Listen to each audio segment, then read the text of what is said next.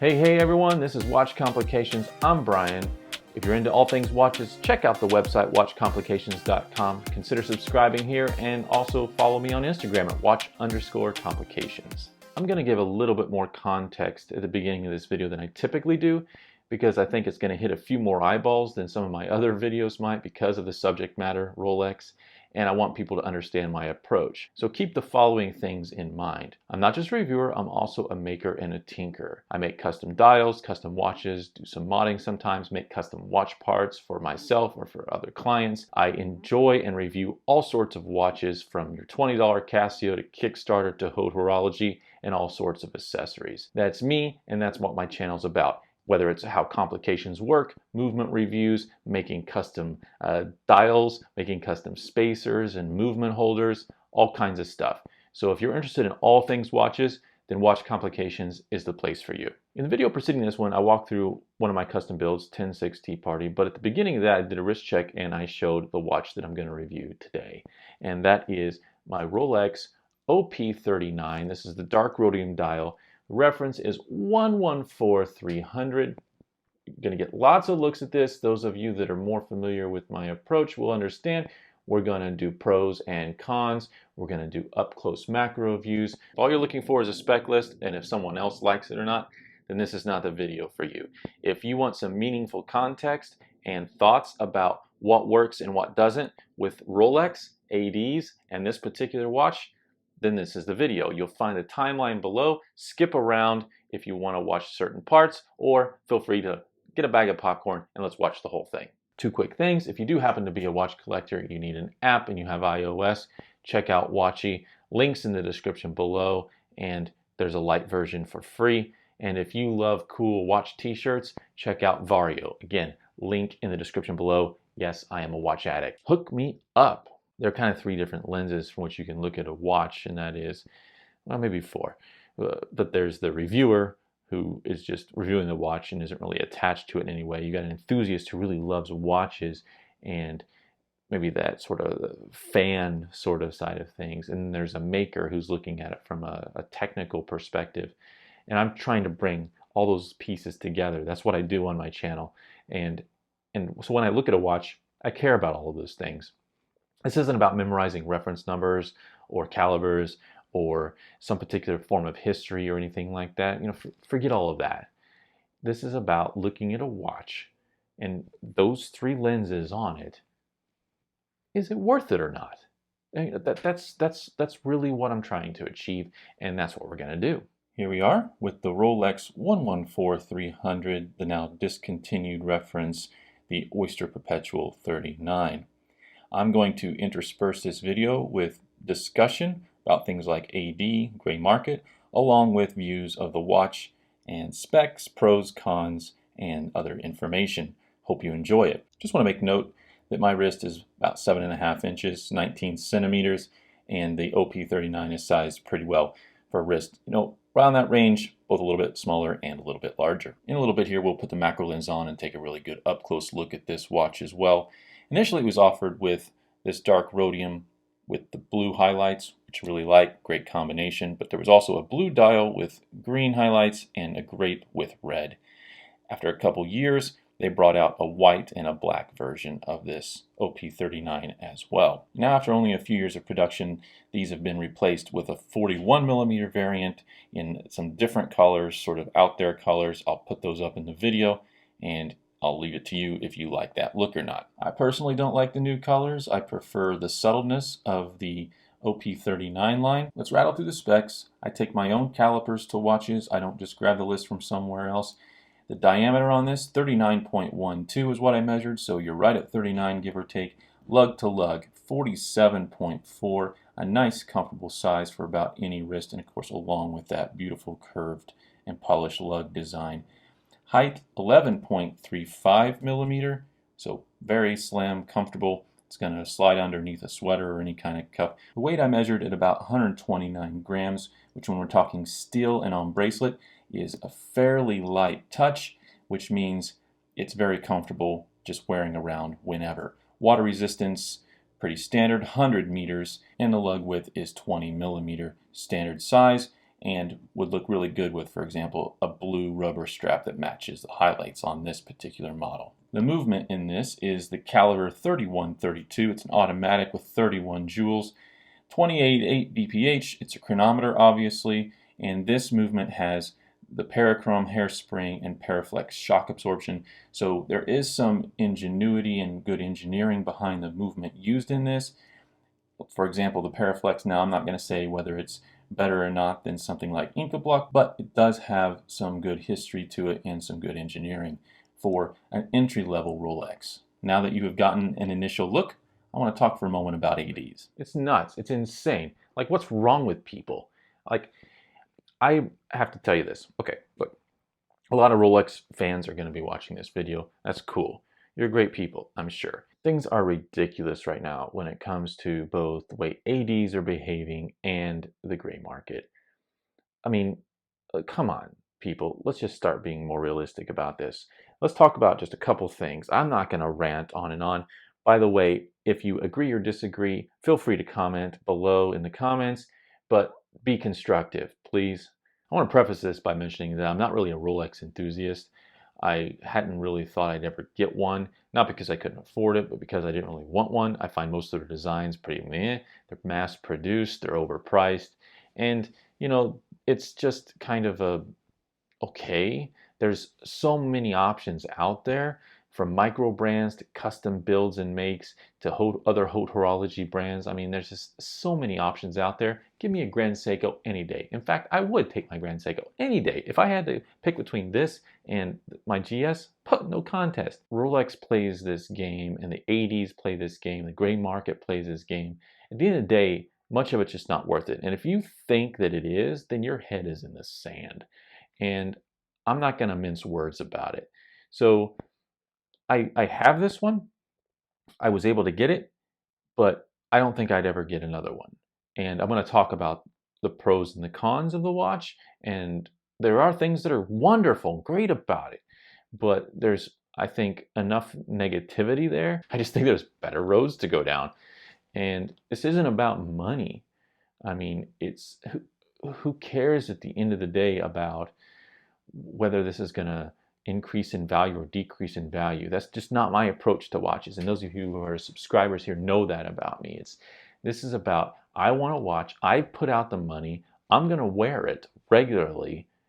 Do I get enjoyment out of that? It's as simple as that. If you're looking at it as anything beyond that, okay, fine, that's your prerogative. Again, that's just not me. That's just not how I look at watches. So ADs, here's my experience. And if you have a good relationship with a local AD or someone you really like, no, I'm very happy for you. But that's not the experience for most people. And if you read anything online, you will discover that very quickly. And that was my experience as well. When I wanted to get the 114-300, the Dark Rhodium, I contacted my local AD, and I'm a small market and supposedly a nice community. And basically, long story short, I'm not going to go into detail here. I need to show the watch. They jerked me around for 3 or 4 months, and then only to tell me, oh, we're not getting it. Oh, yeah, we're getting it month after month, interacting with them. Yeah, it's coming in, it's coming in, it's coming in. I could have been looking at other places, other dealers.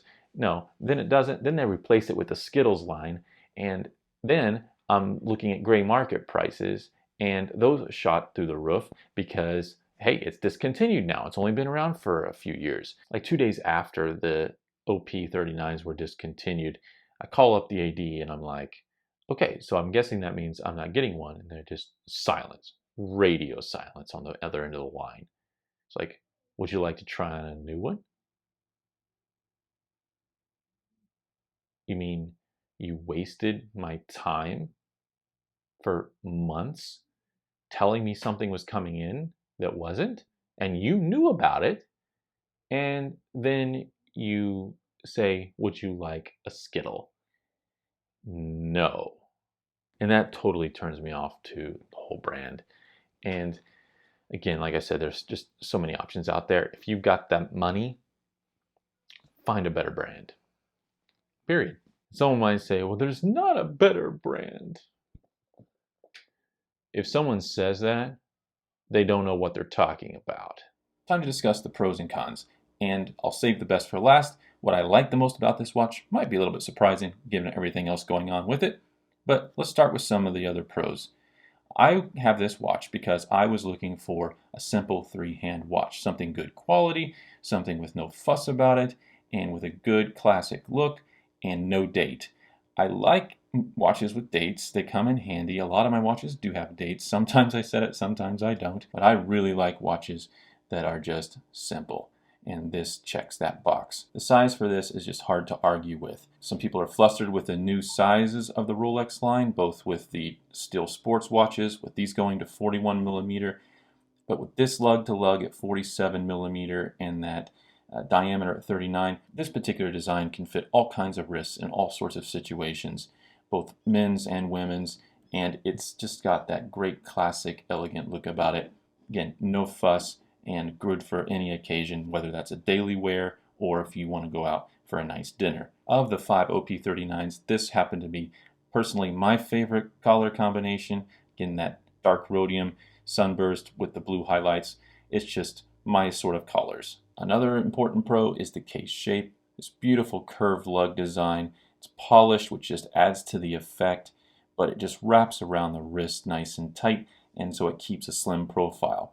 You know, I have watches that are thinner than 11.35 millimeter, but this feels thinner than many of them, even though it's got that raised case back, because of that lug design and that shape. It just wraps around the wrist. It feels great. Hardly notice it's there once you've had it on for a while.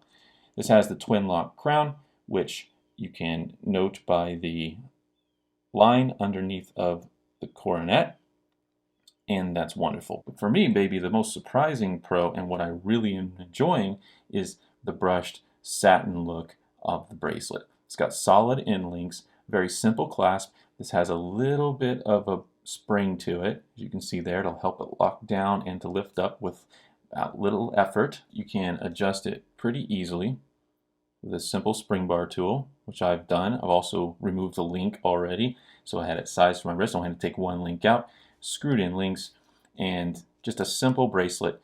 Again, no fuss about this watch, whether we're talking the dial, the case design, or the bracelet and clasp. Just simple. What more could you ask for if you want all the basics done really well? But there are some cons. For that, I want to start with a discussion of the gray market. And I understand watches appreciating over time. Some of them, particularly, let's say, vintage pieces. There aren't that many specimens around, maybe depending on the condition of the watch. Completely understandable. But if you're paying $5,000, $10,000 over list price for a watch that's just a few years old, then hit the brakes. Like, seriously, that's part of the problem. And flippers are part of the problem, and ADs are part of the problem. Everybody's like sort of feeding this, and it's just insanity, and it needs to stop. And I'm just not going to mince words about it. It's ridiculous. And if I'm buying a watch that's a couple years old, I'm going to look for paying less than list price. And if it's over that or much over that, then I'm just not going to consider it. There are too many options out there. If you're in this particular price range, let's just say $5,000 to $15,000, let's just say something in that range, there are so many good options out there. And I'm not going to list all of them. But there's, GS, there's JLC, there's VC, there's Glasshoot, there's just so many good options out there. Like, why would you even consider anything else? And in my opinion, those brands are going to make you feel much more connected. The potential for quality is better, and you're going to end up, I think, much happier in the long run. I know I would. Again, not everyone's going to be in that same boat. That's fine. It's okay to disagree about that. But that's my experience, that's my opinion, and hey, I'm sharing it. All right, so we've discussed the gray market and ADs and the cost that ensues because of that.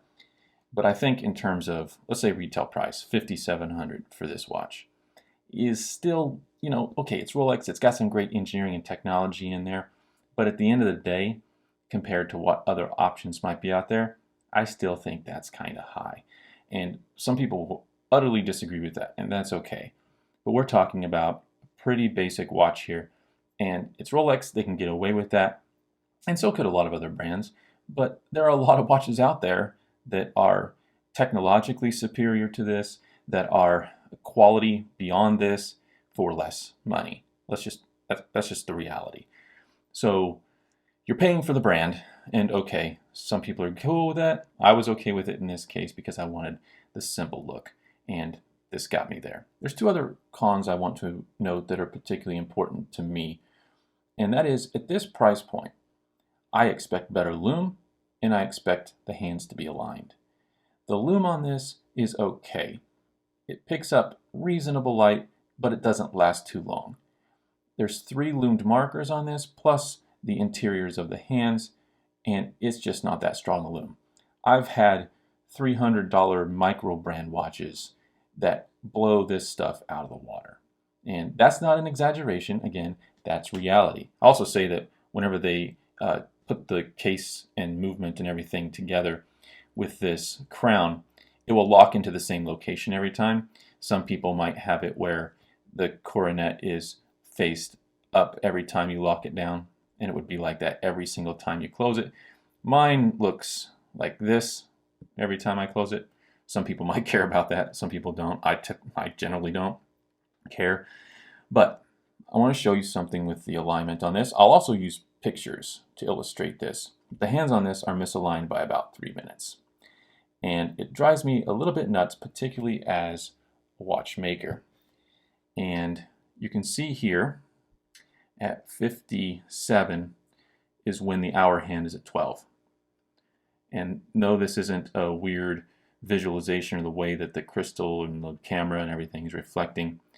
You'll notice as I get to 12 o'clock that it's ever so slightly off. You can see the hour hand peeking out to the right. And again, that is because it is just a little bit off. Let me illustrate it again here at 6. You can see it right there we are. Looks just a little bit past the 6 o'clock marker. Rolex has an issue with this. I've read of lots of situations where their hands are misaligned. If you want to know how you go about aligning hands, check out this video. It's my most recent build. I go through the process of aligning hands. And if Rolex has such trouble with this at this price point, I'm sorry, it's just inexcusable. They need to get that fixed. And bring it around here to 12 just one more time to show you. Is perfect at 57. Look at that, right on the money. So that's an issue. Do I let it drive me nuts to a point where I'm gonna get rid of this right now? Of course not. I'll live with it until it's first service. They better fix it on the service or there will be an issue, because at this price point I expect better than that. That's me, and I've heard, again, other people with that issue. But that's one of the cons that you might run into when you get into Rolex. They do have an issue with it more broadly. Again, that twin lock crown screws down nicely. You can see mine locks into this position every time. One thing we have left to do is to throw on the macro lens and get up close and personal. Okay, time for a up close look at this 114-300. And I won't take too much time, but you can see the quality is what you should expect up close. Beautiful sunburst dial.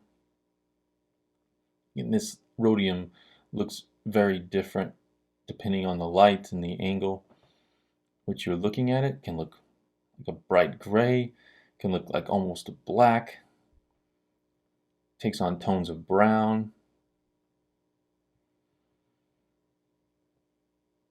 If you see any specks, that might be a little bit of dust on the outside of the crystal. There's nothing underneath the crystal. See, the lume lines are quite clean on those markers at 3, 6, and 9. The blue squares, again, also very sharp. Hands very nicely polished, angled. See the Rolex etching on the inside of the case. On the chapter ring, there we've got the number.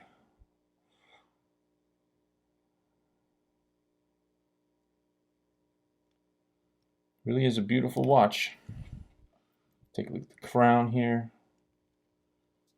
I'll turn it this way for you. And there are different symbols on the crown for what different locking mechanisms are used on the Rolex line. I'll throw that up in the video as well. just as a reminder. Really just a great, simple watch. I love the Rhodium Sunburst. This color combination is just me. The only Rolex I really would consider buying, to be honest, is this one. I'm not a Rolex person, as I mentioned, and this was more about getting a simple, nice, high-quality watch. And if I got any other Rolex, it would probably be the Yachtmaster that also has the same color palette. The blue seconds hand, although I very much dislike the Cyclops. Did a whole video, and actually 2 videos, on the Pagani knockoff of that and the mods I did on it, removing the Cyclops, swapping the seconds hand. Take a look at that. I'll put that link in the video. And one of my favorite things about this watch has turned out to be the bracelet, of all things. Not that the rest is particularly bad, other than the alignment issue. I also like the transitions from brushed satin finish to polished. Just gives a really good overall look.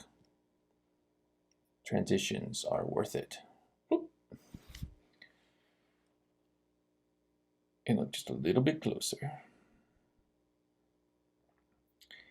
What I mean by Grand Seiko being a little bit better, you can kind of see there, look at the middle of the coronet, there's a little bit of rough finishing on the crown, and that's something that you're going to see almost with any brand, to be honest, and it's very, very minute. And I'll do my best to keep this from shaking whenever I point this out, but you might notice slight imperfections along this part of the coronet. A little bit of an indentation right there. Little things like that. But the printing, you know, the square markers, this is one of the things I really care a lot about. For the most part, the alignment is pretty good of the markers. Might get a few imperfections with the lume. Not quite Zaratsu style with the Rolex that you get with Grand Seiko. But very little to complain about, to be honest. I just wish that lume was a little bit better. Printing, spot on, sharp, all around. So there's your macro view. You're welcome. Well, that's all the ins and outs from my perspective of the Rolex OP39 114300, the Dark Rhodium. There's a few other models in the line. I'm giving you lots of context, lots of details, specs, macro view, and all the rest. Hopefully you enjoyed it. I'm not necessarily going to call this a keeper. I think it's interesting. We'll see what happens going forward. Maybe if something else pops up and I think that this is the one to go for it, then hey, I'll let it go. What happens, happens. It's watches. Please subscribe, ring the bell if you want updates. Follow me on Instagram at watch_complications and check out the site watchcomplications.com. I'm Brian, and hey, I'm out.